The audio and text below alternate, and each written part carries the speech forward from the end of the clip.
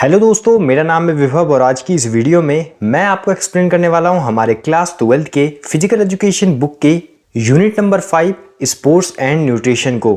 तो दोस्तों ये जो वीडियो है ये according to the new syllabus है 2023 टू 24। तो इस वीडियो को दोस्तों एंड तक देखिएगा। तो विदाउट वेस्टिंग एनी टाइम हम स्टार्ट करते हैं इस वीडियो को। तो सबसे पहले दोस्तों हम देख लेते हैं इस यूनिट के कंटेंट को। मतलब दोस्तों हमें इस चैप्टर में कौन कौन से टॉपिक्स को कवर करना है। तो इसमें सबसे पहला टॉपिक है दोस्तों हमारा concept of balance diet and nutrition. Second topic है दोस्तों हमारा macro and micro nutrients, food sources and functions. Third topic है दोस्तों हमारा nutritive and non nutritive components of diet. Fourth topic है दोस्तों हमारा ईटिंग फॉर वेट कंट्रोल, जिसमें हम देखेंगे a healthy weight, the pitfalls of dieting, food intolerance and food myths. और लास्ट टॉपिक है दोस्तों हमारा importance of diet in sports, pre, during and post competition requirements. तो चलिए स्टार्ट करते हैं सबसे पहले टॉपिक से, जो कि है दोस्तों हमारा concept of balance diet and nutrition. तो सबसे पहले बात आती है कि बैलेंस डाइट क्या होता है। तो दोस्तों बैलेंस डाइट एक ऐसी डाइट होती है जहां पर जितने भी एसेंशियल फूड कॉन्स्टिट्यूएंट्स होते हैं, जैसे कि protein, carbohydrates, fat, vitamin, mineral और वाटर, वो करेक्ट प्रोपोर्शन में होने चाहिए। उसी को दोस्तों हम बैलेंस डाइट कहते हैं। मतलब अगर किसी भी डाइट में protein, carbohydrates, fat, vitamin, mineral, water अगर करेक्ट प्रोपोर्शन में होंगे तो उसे हम बैलेंस डाइट बोलेंगे। अब बात आती है कि न्यूट्रिशन क्या होता है। तो दोस्तों न्यूट्रिशन एक डायनेमिक प्रोसेस है जिसमें हम फूड को कंज्यूम करते हैं, उसको ब्रेक डाउन करते हैं ताकि हमारी बॉडी को एनर्जी मिल सके। नेक्स्ट टॉपिक है दोस्तों हमारा macro and micro nutrients, food sources and functions. तो दोस्तों इसे स्टार्ट करने से पहले सबसे पहले हम समझ लेते हैं कि न्यूट्रिएंट्स क्या होता है। तो न्यूट्रिएंट्स एसेंशियल केमिकल सब्सटेंसेस होते हैं जो कि किसी भी फूड में प्रेजेंट होते हैं, और ये वो सब्सटेंस होते हैं जो कि हमारी बॉडी को एनर्जी प्रोवाइड करते हैं, जैसे कि प्रोटीन, फैट, कार्बोहाइड्रेट्स, विटामिन और मिनरल्स। न्यूट्रिएंट्स दो टाइप के होते हैं, मैक्रो न्यूट्रिएंट्स और माइक्रो न्यूट्रिएंट्स। मैक्रो न्यूट्रिएंट्स वो न्यूट्रिएंट्स होते हैं जिसकी हमारी बॉडी को लार्ज क्वांटिटी में रिक्वायरमेंट होती है, और ये हमारी बॉडी को एनर्जी सप्लाई करते हैं और हमारी बॉडी के ग्रोथ और मेंटेनेंस में काफी ज्यादा हेल्पफुल होते हैं। मैक्रो न्यूट्रिएंट्स में आते हैं carbohydrates, fats, proteins and water. इनको अभी हम सेपरेटली भी देखेंगे।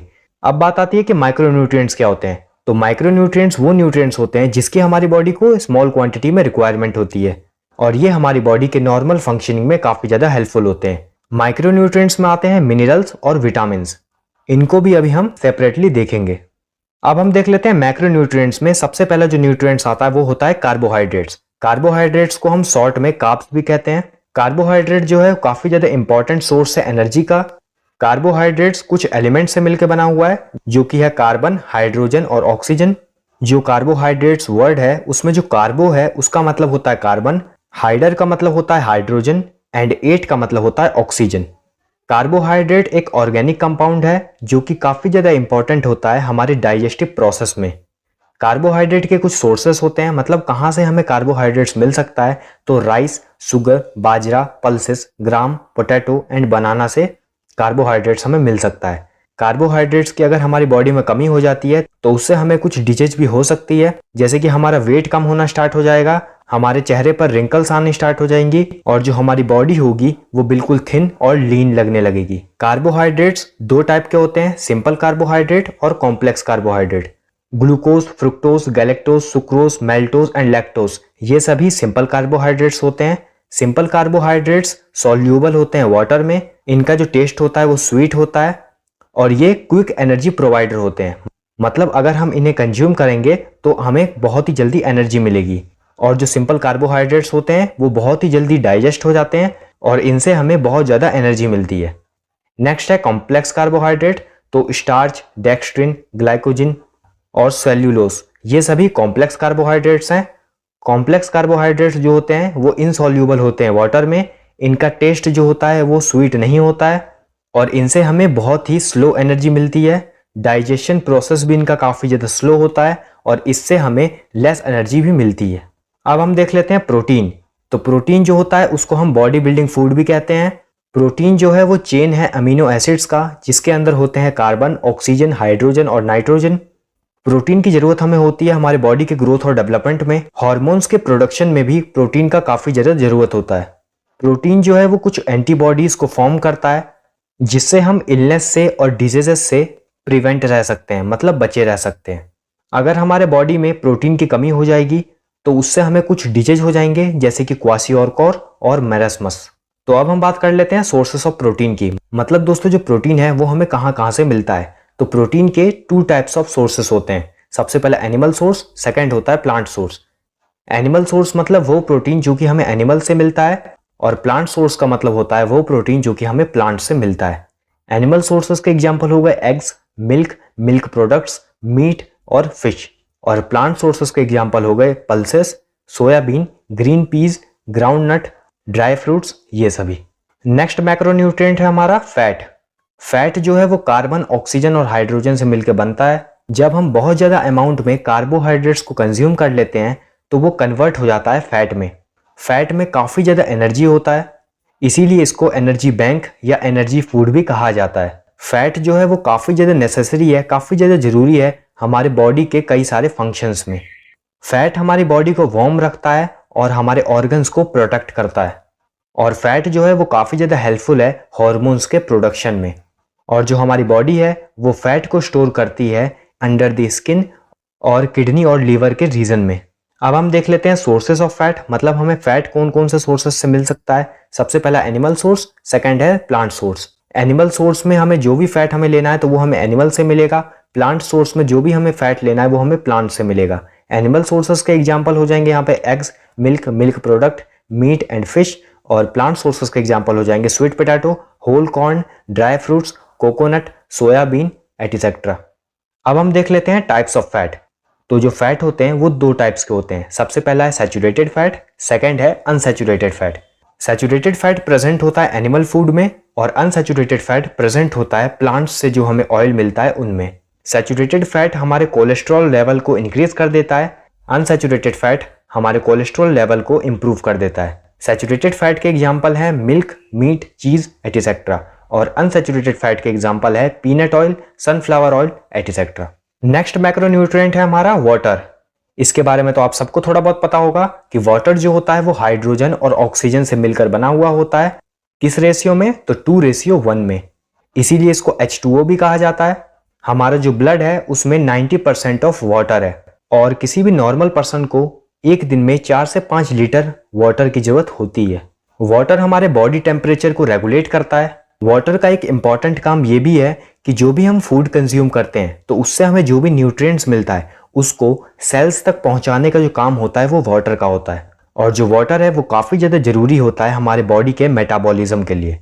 और अगर हम वाटर को प्रॉपर अमाउंट में नहीं लेते हैं तो उससे क्या होगा, उससे हमें कुछ डिजीज हो सकती है जैसे कि कॉन्स्टिपेशन और डिहाइड्रेशन। अब हम देख लेते हैं माइक्रोन्यूट्रिएंट्स। माइक्रोन्यूट्रिएंट्स में सबसे पहला जो न्यूट्रिएंट आता है वो होता है मिनरल। मिनरल्स जो होते हैं वो काफी ज्यादा एसेंशियल होते हैं, मतलब काफी ज्यादा जरूरी होते हैं हमारी डाइट में। हमारा जो बॉडी वेट है उसमें 4% जो हमारा बॉडी वेट है वो मिनरल से मिलकर बना हुआ है। मिनरल्स जो होते हैं वो काफी ज्यादा जरूरी होते हैं हमारी हेल्दी टीथ के लिए, बोन्स के लिए और मसल्स के लिए। मिनरल्स जो हैं वो फूड को एनर्जी में कन्वर्ट करते हैं और हमारे बॉडी में जितने भी एंजाइम्स होते हैं उनके एक्टिवेशन के लिए मिनरल्स की काफी ज्यादा जरूरत होती है। और हमारी बॉडी में जितने भी फ्लूइड हैं उन सभी को रेगुलेट करने के लिए भी काफी ज्यादा मिनरल्स की जरूरत होती है। मिनरल्स 2 टाइप के होते हैं, मैक्रो मिनरल्स और माइक्रो मिनरल्स। माइक्रो मिनरल्स को हम ट्रेस मिनरल्स भी कहते हैं।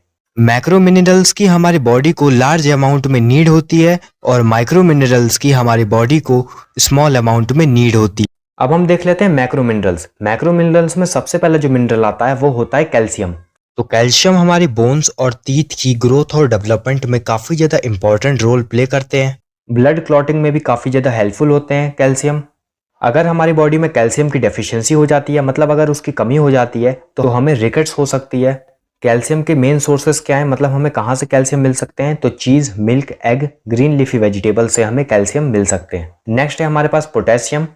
पोटेशियम जो होता है वो भी काफी ज्यादा हेल्पफुल होता है हमारे नर्वस सिस्टम और मस्कुलर सिस्टम को फिट और एक्टिव बनाने में। पोटेशियम जो होता है वो काफी ज्यादा हेल्पफुल होता है हमारे ब्लड और टिश्यूज में जो वाटर होता है उनका अमाउंट को मेंटेन करने के लिए।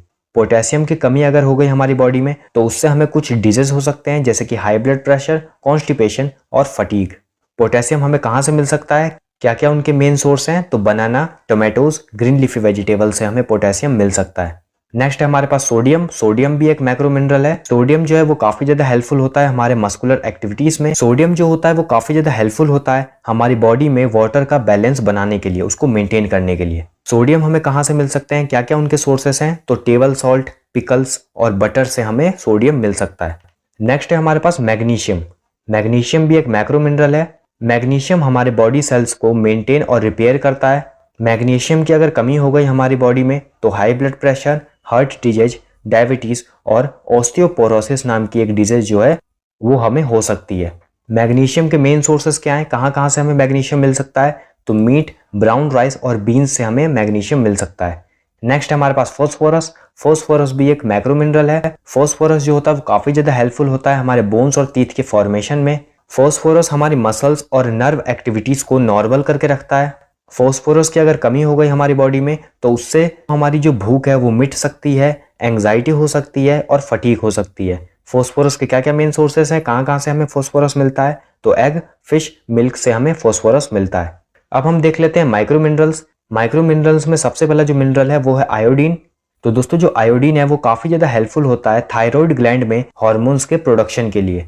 आयोडीन इसलिए भी जरूरी होता है, ये हमारी बॉडी को ग्रोथ और डेवलपमेंट में भी काफी ज्यादा हेल्प करता है। आयोडीन की अगर कमी हो गई हमारी बॉडी में तो इससे गोइटर नाम की जो डिजीज है वो हमें हो सकती है। आयोडीन हमें कहाँ कहाँ से मिल सकता है, तो आयोडीन हमें मिल सकता है आयोडाइज्ड सॉल्ट से, फिश से और सी फूड से। नेक्स्ट है हमारे पास आयरन। आयरन एक माइक्रो मिनरल है। आयरन जो है वो काफी ज्यादा एसेंशियल होता है हमारे बॉडी में हीमोग्लोबिन के प्रोडक्शन के लिए। अगर हमारी बॉडी में आयरन की कमी हो जाती है तो उससे अनीमिया नाम की डिजीज हो सकती है। मेन सोर्सेस क्या क्या है आयरन के, कहाँ कहाँ से हमें आयरन मिल सकता है, तो meat, egg, dry fruits, spinach, banana, यहाँ से हमें आयरन मिल सकता है। नेक्स्ट है हमारे पास क्रोमियम। क्रोमियम एक माइक्रो मिनरल है। क्रोमियम इंसुलिन एक्टिविटी में काफी ज्यादा हेल्पफुल होता है। क्रोमियम की अगर डेफिशिएंसी हो जाती है हमारी बॉडी में तो इससे डायबिटीज हो सकता है। मेन सोर्स क्या क्या है क्रोमियम की, जहां जहां से हमें क्रोमियम मिल सकता है, तो soybean, black gram, carrot, tomato, यहाँ से हमें क्रोमियम मिल सकता है। नेक्स्ट है हमारे पास कॉपर। कॉपर एक माइक्रो मिनरल है। कॉपर जो है वो हेल्प करता है आयरन को हमारी बॉडी में हेमोग्लोबिन के फॉर्मेशन को करने के लिए। कॉपर की अगर डेफिशिएंसी हो जाती है तो अनीमिया और मसल वीकनेस हो सकती है। कॉपर के कुछ मेन सोर्सेस हैं, कहाँ कहाँ से हमें कॉपर मिलता है, तो कॉपर दोस्तों हमें मिल सकता है एग से, पल्सेस से, ग्रीन लीफी वेजिटेबल से। नेक्स्ट है हमारे पास कोबाल्ट। कोबाल्ट भी एक माइक्रो मिनरल है। कोबाल्ट जो है वो हमें प्रोटेक्ट करता है अनीमिया डिजीज से। अगर इसकी डेफिशिएंसी हो जाती है, मतलब अगर कोबाल्ट की कमी हो जाती है हमारी बॉडी में, तो इससे हमें अनीमिया हो सकता है। और इसके क्या क्या मेन सोर्सेस है, कहाँ कहाँ से हमें कोबाल्ट मिलता है, तो ग्रीन लीफी वेजिटेबल्स, मिल्क और मीट से हमें कोबाल्ट मिलता है। नेक्स्ट है हमारे पास विटामिन्स। प्रोटीन, कार्बोहाइड्रेट्स, फैट्स, इनकी तरह ही जो विटामिन्स होते हैं वो भी काफी ज्यादा इंपॉर्टेंट होते हैं। विटामिन्स की जरूरत होती है हमारी बॉडी को लेस क्वांटिटी में। विटामिन्स जो होते हैं वो काफी ज्यादा इंपॉर्टेंट होते हैं हमारे हेल्दी लाइफस्टाइल के लिए। विटामिन्स जो हैं वो हमारी बॉडी में इम्यूनिटी को बढ़ाते हैं, और अगर दोस्तों हमारी बॉडी में इम्यूनिटी बढ़ेगी तो इससे हम प्रोटेक्ट रह सकते हैं बहुत सारी डिजीज से। और अगर हमारी बॉडी में विटामिन्स की कमी हो जाती है तो इससे कई तरह की डिजीज हो सकती है। विटामिन्स जो होते हैं वो 2 टाइप्स के होते हैं, फैट सोल्यूबल विटामिन और water soluble vitamin. Fat soluble vitamin जो होते हैं वो सोल्यूबल होते हैं फैट में, वाटर सोल्यूबल विटामिन जो होते हैं वो सोल्यूबल होते हैं वाटर में।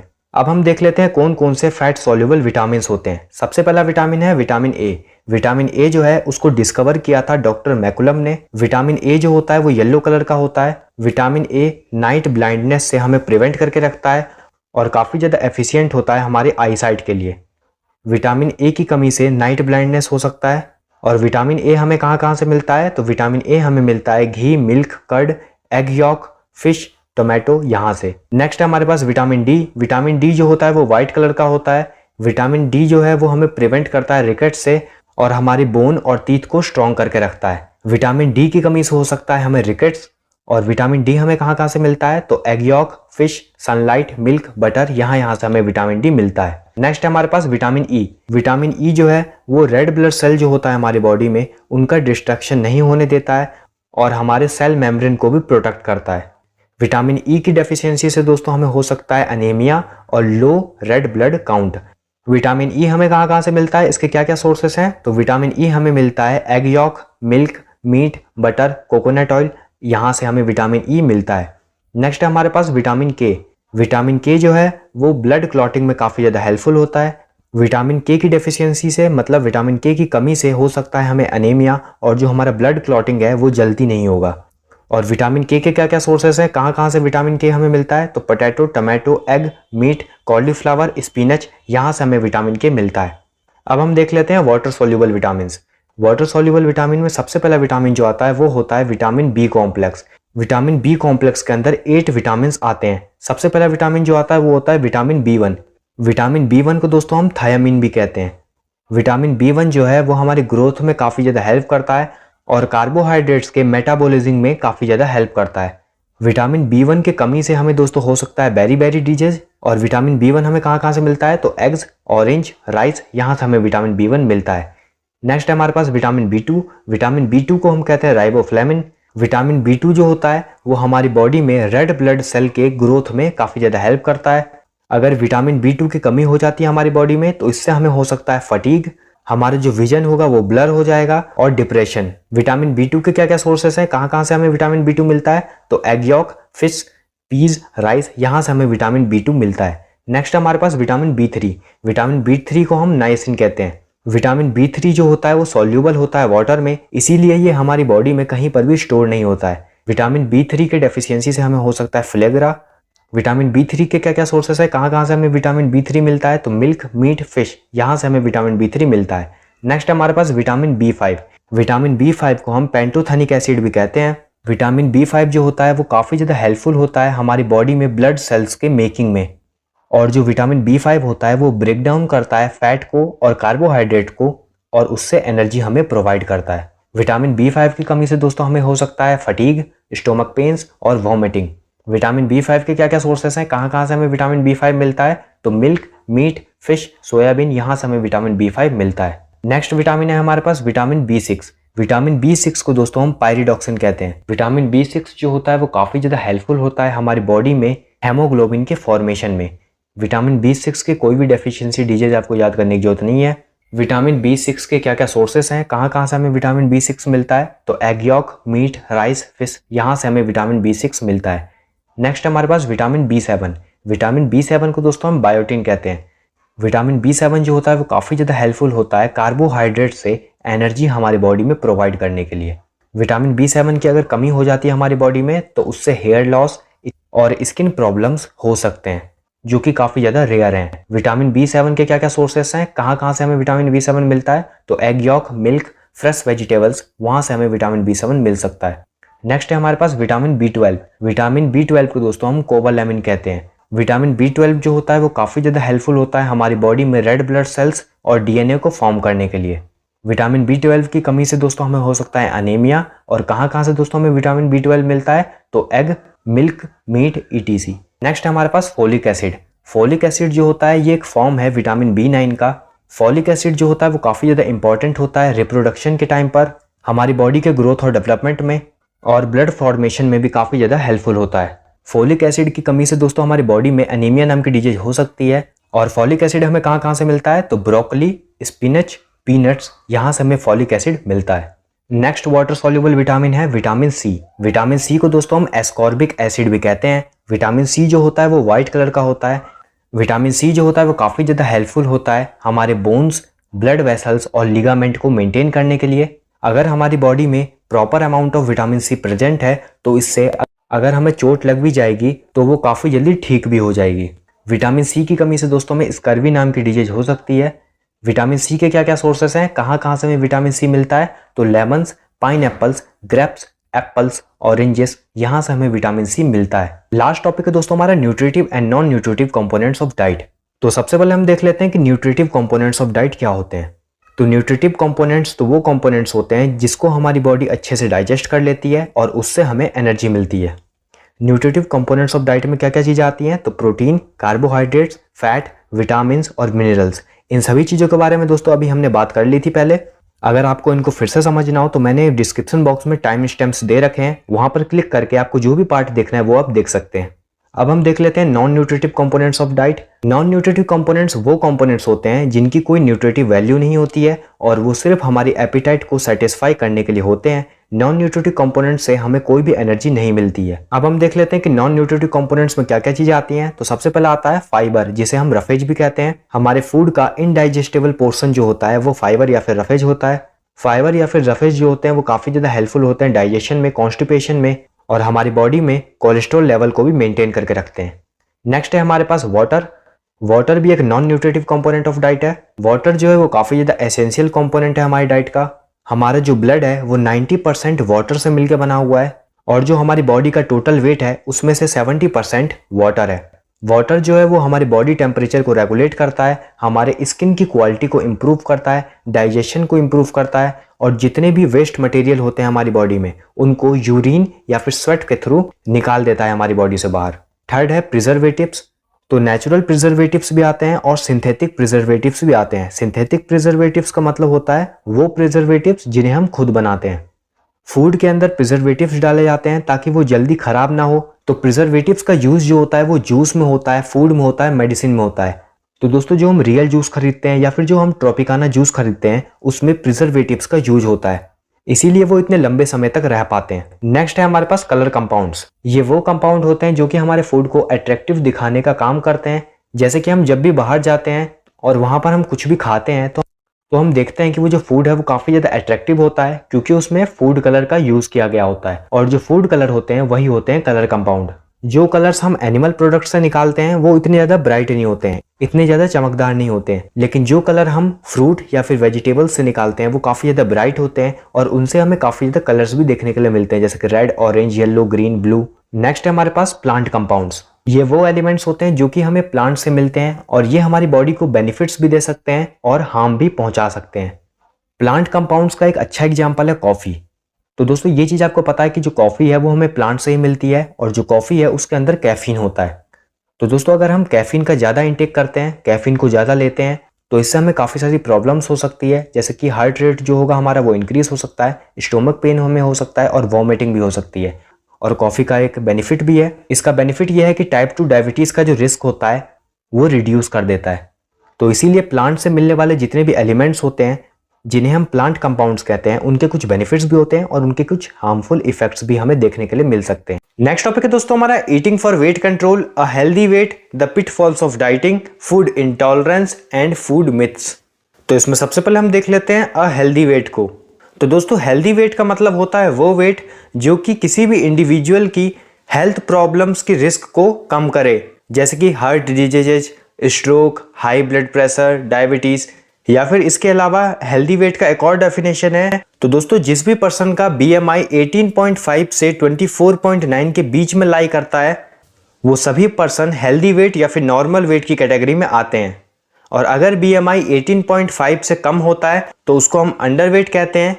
अगर BMI 25 से 29.9 के बीच में आता है तो हम उसको ओवरवेट कहते हैं। और अगर BMI 30 से ज़्यादा आता है तो उसको हम ओबेज मतलब मोटापे की कैटेगरी में डालते हैं। तो दोस्तों जैसे कि आप डेफिनेशन में देख पा रहे हैं कि इसके अंदर एक वर्ड बार बार आ रहा है BMI। ये BMI होता क्या है इसे हमें समझना जरूरी है, क्योंकि दोस्तों जो BMI है उसी के थ्रू हम पता लगा सकते हैं कि कोई पर्सन का जो वेट है वो एक नॉर्मल वेट है कि नहीं। तो ये चीज हमें BMI से ही पता लगती है। तो चलिए हम BMI को पहले आप समझ ही लेते हैं। तो दोस्तों BMI का फुल फॉर्म होता है बॉडी मास इंडेक्स। दोस्तों ये एक मेथड है जिससे हम हमारी बॉडी के फैट को क्वांटिफाई कर सकते हैं। इसको कैलकुलेट करने का फॉर्मूला होता है weight in kg divided by height in metre का स्क्वायर। दोस्तों इससे हमारे पास एक वैल्यू आती है और उस वैल्यू से हम पता लगा सकते हैं कि हम नॉर्मल वेट हैं, अंडर वेट हैं या ओबेज है। अगर वैल्यू 18.5 से कम होती है तो हम अंडर वेट की कैटेगरी में आते हैं। अगर वैल्यू 18.5 से 24.9 होती है तो उसे कहते हैं नॉर्मल वेट। 25 से 29.9 होती है तो वो होता है ओवर वेट। और अगर वैल्यू ग्रेटर देन 30 होती है तो उसको कहते हैं ओबेसिटी मतलब मोटापा। अब ओबेसिटी भी 3 तरीके की होती है, ओबेसिटी क्लास 1, क्लास 2 और क्लास 3। अगर 30 से 34.9 के बीच में वैल्यू आती है BMI की तो वो होता है ओबेसिटी क्लास 1। अगर 35 से 39.9 आती है तो वो होता है ओबेसिटी क्लास 2। और अगर ग्रेटर देन 40 वैल्यू आती है तो वो होता है ओबेसिटी क्लास 3। दोस्तों कुछ फैक्टर्स होते हैं जिनकी मदद से हम हमारी बॉडी वेट को कंट्रोल कर सकते हैं। तो आइए हम इन फैक्टर्स को देखते हैं। तो पहला है बैलेंस डाइट। अगर हम बैलेंस डाइट को लेते हैं तो हम हमारी बॉडी वेट को कंट्रोल कर सकते हैं। सेकंड है ड्रिंक लॉट्स ऑफ वाटर, मतलब हमें बहुत सारा पानी पीना होगा। थर्ड है eating lots of fibrous food. अगर हम बहुत सारा फाइबरस फूड खाते हैं तो हम हमारे वेट को कंट्रोल कर सकते हैं, क्योंकि फाइबरस फूड ईजिली डाइजेस्ट नहीं होते हैं और इसीलिए ही हमारी बॉडी को बहुत सारा काम करना होता है उस फूड को डाइजेस्ट करने के लिए। अगला है अवॉइड फैट्स, मतलब हमें फैटी फूड्स नहीं खाना है। फिर है फिजिकल एक्टिविटी, मतलब हमें बहुत सारी फिजिकल एक्टिविटी करनी होगी, हमें एक्सरसाइज करनी होगी, इससे हम हमारी वेट को कंट्रोल कर सकते हैं। अगला है अवॉइड जंक फूड, हमें जंक फूड भी नहीं खाना है क्योंकि अगेन ये फैटी फूड में आता है। अगला है अवॉइड ओवर ईटिंग, मतलब हमें ओवर ईट भी नहीं करना है, तभी हम हमारी बॉडी वेट को कंट्रोल कर पाएंगे। नेक्स्ट अब हम देख लेते हैं द पिटफॉल्स ऑफ डाइटिंग। तो यहाँ पर दोस्तों दो वर्ड है जिसे हमें समझना जरूरी है। पिटफॉल्स का क्या मतलब होता है और डाइटिंग का क्या मतलब होता है। तो सबसे पहले हम समझ लेते हैं कि डाइटिंग क्या होता है, कि जितना खाना आपके बॉडी को रिक्वायर्ड है आप उससे कम खाओ। किस चक्कर में? ताकि आपका वेट कम हो जाए, ये होता है डाइटिंग। ये इतनी अच्छी प्रैक्टिस नहीं है और इसके बहुत डिसएडवांटेजेस है। तो पिटफॉल्स ऑफ डाइटिंग का मतलब होता है डिसएडवांटेजेस ऑफ डाइटिंग। तो चलिए हम एक एक करके देख लेते हैं कि जो डाइटिंग है उसके क्या क्या पिटफॉल्स होते हैं, मतलब क्या क्या डिसएडवांटेजेस होते हैं। तो इसमें सबसे पहला है ऑर्गन डैमेज। जितना खाना आपकी बॉडी को रिक्वायर्ड है अगर आप उससे कम खाते हैं तो इससे आपके ऑर्गन्स को काफ़ी ज़्यादा डैमेज होता है। जैसे इससे हार्ट अटैक का रिस्क इंक्रीज हो जाता है, ब्लड सर्कुलेशन डिस्टर्ब हो जाती है, किडनी पे भी बहुत ज़्यादा अफेक्ट होता है। आपकी बॉडी पे कई सारे साइड इफ़ेक्ट्स भी होते हैं, जैसे कि हेडेक, फेंटनेस, टायर्डनेस, मतलब आपको थकान हो जाती है, मसल क्रैम्प। उसके साथ ही साथ डिप्रेशन के भी आप शिकार हो जाते हैं। उसके बाद हेयर लॉस की भी आपको प्रॉब्लम होती है। हेयर लॉस की प्रॉब्लम इसलिए आपको होती है क्योंकि दोस्तों आप रिक्वायर्ड अमाउंट में फूड को कंज्यूम कर नहीं रहे हैं, तो उससे दोस्तों आपकी बॉडी में फैट्स और प्रोटीन की कमी हो जाती है। इसी के कारण हेयर लॉस भी आपको होता है। मेमोरी लॉस, अगर आप रीडिंग कर रहे हैं, अगर आप स्टडिंग कर रहे हैं, अगर आप कोई काम कर रहे हैं तो दोस्तों आपको मेमोरी लॉस की भी प्रॉब्लम हो सकती है। सडन वेट गेन, मतलब दोस्तों आपका अचानक से वेट जो है वो बढ़ने लगता है। उसके बाद लो ब्लड शुगर लेवल, और ये इसलिए होता है क्योंकि आपकी बॉडी में कार्बोहाइड्रेट्स की भी कमी हो जाती है। तो ये सभी डिसएडवांटेजेस हैं डाइटिंग के। तो दोस्तों हमें डाइटिंग तो करनी ही नहीं चाहिए, हमें जो फूड है वो रिक्वायर्ड अमाउंट में लेना चाहिए ताकि हमारी बॉडी में किसी भी तरीके की कोई प्रॉब्लम ना हो। नेक्स्ट दोस्तों हमारा फूड मिथ्स। मिथ का मतलब होता है झूठी बात। तो पहला मिथ है drinking while eating makes you fat, मतलब अगर आप खाना खाते टाइम पानी पीते हो तो इससे आप मोटे हो जाओगे। दोस्तों ये एक मिसकंसेप्शन है। इसका असली रीज़न ये है कि जब हम खाना खाते हैं तो हमारे स्टोमक में कुछ डाइजेस्टिव जूस होते हैं और उस जूस से हमारा खाना ब्रेक डाउन होता है। लेकिन हम अगर उसी टाइम पर पानी पी लेते हैं तो वो डाइजेस्टिव जूस डाइल्यूट हो जाता है और इसके कारण हमारी बॉडी में फैट एक्यूमुलेट होने की प्रोबेबिलिटी बढ़ जाती है। सेकंड मिथ है food eaten late night is more fattening, मतलब अगर आप देर रात में कुछ खाना खाते हैं तो उससे आपकी बॉडी में ज़्यादा फैट एक्यूमुलेट होता है। दोस्तों ये भी एक मिसकंसेप्शन है। आप कोई भी फूड कभी भी खाएं उसका फैट कंटेंट बराबर ही होता है। फॉर एग्जांपल अगर आप मैगी को सुबह खाते हैं या फिर उसको देर रात को खाते हैं तो उसका जो फैट कंटेंट है वो बराबर ही होता है। अगला मिथ है vegetarian can not build muscles.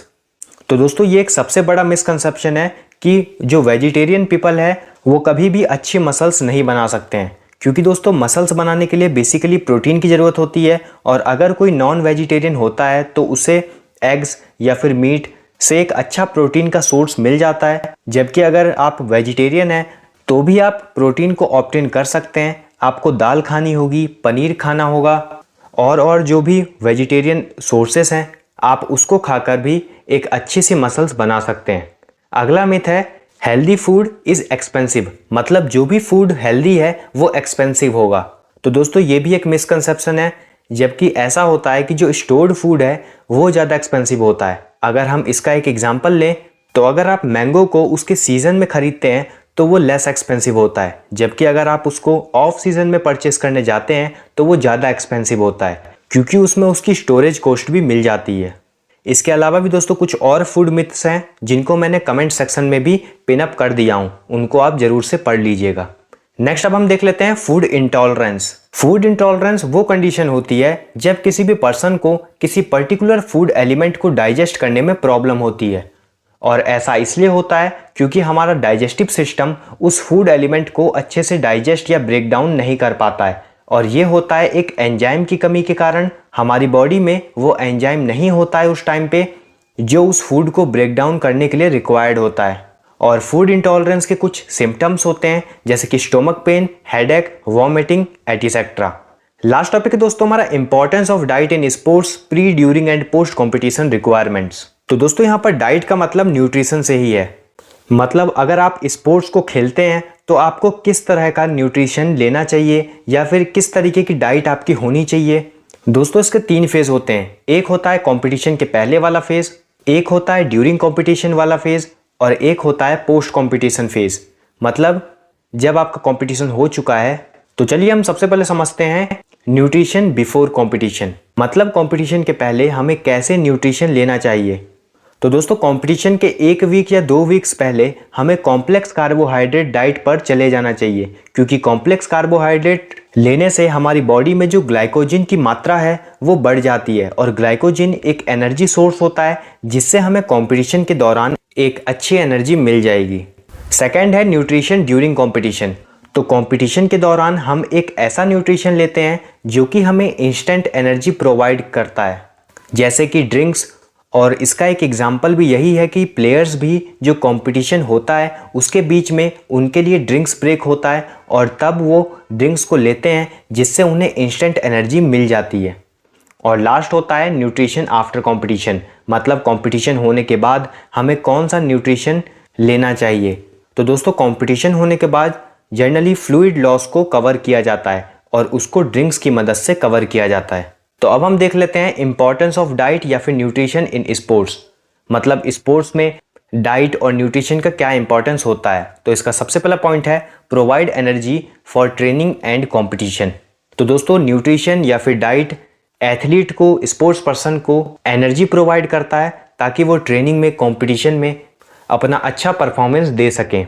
Next point है facilitate recovery after training and competition. तो दोस्तों ट्रेनिंग या कंपटीशन खत्म होने के बाद एथलीट और स्पोर्ट्स पर्सन जैसे न्यूट्रिशन या फिर डाइट लेते हैं तो दोस्तों उनका जो भी एनर्जी लॉस हुआ होता है ट्रेनिंग और कंपटीशन में, न्यूट्रिशन या फिर डाइट लेने के बाद वो चीज़ रिकवर हो जाती है। और लास्ट पॉइंट है achieve and maintain optimal body weight and composition. तो दोस्तों अगर एथलीट या फिर sports person regularly balance diet लेते हैं, न्यूट्रिशन लेते हैं, तो इससे दोस्तों जो उनका बॉडी वेट होता है, कंपोजिशन होता है, वो बिल्कुल मेंटेन होता है। तो यहाँ पर दोस्तों ये जो हमारा यूनिट है, unit number 5 sports and nutrition, ये दोस्तों यहाँ पर खत्म होता है। आई होप दोस्तों ये जो वीडियो है ये आपके लिए हेल्पफुल रही होगी। अगर दोस्तों ये वीडियो आपको अच्छी लगी है तो इस वीडियो को लाइक कीजिए, इस वीडियो को शेयर कीजिए अपने दोस्तों के साथ। और दोस्तों अगर आप ऐसी ही वीडियोस को देखते रहना चाहते हैं तो इस चैनल को सब्सक्राइब कीजिए। तब तक के लिए दोस्तों all the best, stay tuned with us.